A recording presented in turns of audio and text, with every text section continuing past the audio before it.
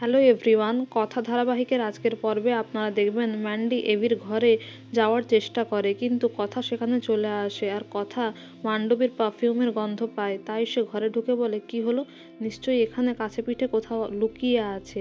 তখন এভি বলে, তোর মধ্যে এই গুণটাও আছে, তুই একা একা কথা বলতেও পারিস, মানে HOF কি তোর সমস্ত গুণ টিক মেরে মেরে তোকে নিয়ে এসছে। তখন কথা বুঝতে পেরে যায় যে জানালার বাইরে ম্যান্ডি উঁকি মারছে, তাই সে পেন্টিং করতে বসে যায় আর পাতা আঁকে। আর ওই পাতা আঁকা দেখে এভি বলে, হ্যাঁ, রান্নাতেও গাছপাতা, পড়াশোনাতেও গাছপাতা, আর ওয়ার্ক এডুকেশনেও গাছপাতা। তারপরে কথা বলে, পাচক মশাই, আপনি কোথাও যাবেন না, আপনি এখানে আসুন, এখানে এসে দাঁড়ান। তখন ম্যান্ডি বলে, কি ব্যাপার, কথা এভিকে এইভাবে কমান্ড করে নাকি? তারপরে কথা এভিকে জড়িয়ে ধরে আর বলে, দেখছে দেখছে। এভি বলে, কে দেখছে, জুনিয়াকে, জুনিয়াকে? তখন কথা বলে, যেটা বলছি সেটা আপনি করুন, নয়তো গোটা ঘরে আমি ধুনোর গন্ধ দিয়ে দেব। তারপরে এভি কথাকে জড়িয়ে ধরে আর আস্তে আস্তে বলে যে, যা করছিলি করছিলি, এটা আবার কি করছিস বলতো তুই?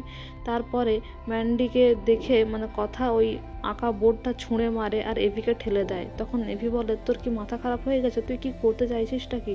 কথা বলে, ম্যান্ডি ছিল এখানে, ও নাটক করছে, ওর চোখে দেখতে পায়, ওর ঘরে চলুন, সব প্রমাণ করে দিচ্ছি। তারপর সে বলে, ম্যান্ডি ওপরের ঘরে গিয়েছিল, এই দেখুন, যে রঙটা আমি দিয়েছিলাম সেই রঙটা তখনও শুকোয়নি, আর ম্যান্ডির হাতেও একই রঙ লেগে আছে।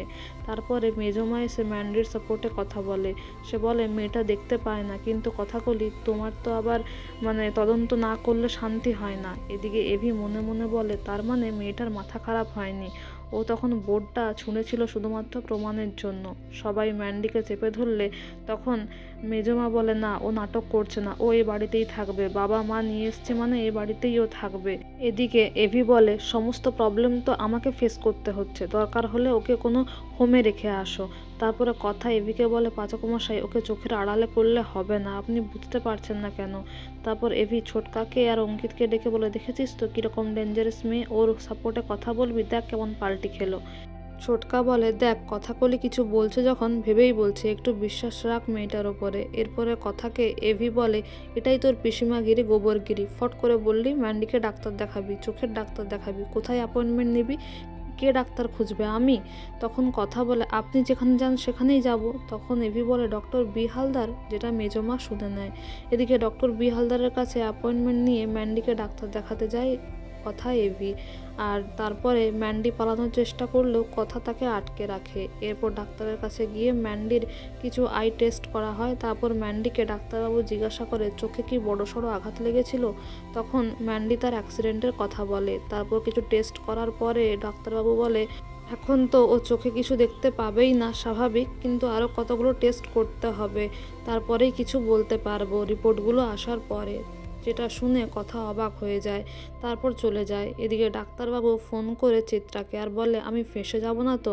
চিত্রা বলে, না না, আপনি ফাঁসবেন না। মানে চিত্রা টাকা দিয়ে হাত করে নেয় ডাক্তারকে। এদিকে বাইরে বেরিয়ে এসে কথা বলে, সত্যি সত্যিই ম্যান্ডি চোখে দেখতে পায় না, যেটা শুনে অর্ণা অনেক অপমান করে কথাকে। এদিকে আগামী পর্বে আপনারা দেখবেন কথা এভিকে বলে ম্যান্ডিকে কোনো ব্লাইন্ড স্কুলে ভর্তি করাতে, যেটা মেজমা শুনে আর ম্যান্ডিকে বলে, তুমি যাবে ব্লাইন্ড স্কুলে, সামনের গেট দিয়ে, পিছনের গেট দিয়ে বেরিয়ে আসবে, আমরা ক্যাফেতে দেখা করে নতুন কোনো প্ল্যান করব। তারপরে ম্যান্ডি নাচতে থাকে এই কথা শুনে আর কথা সেটা দেখে নেয়।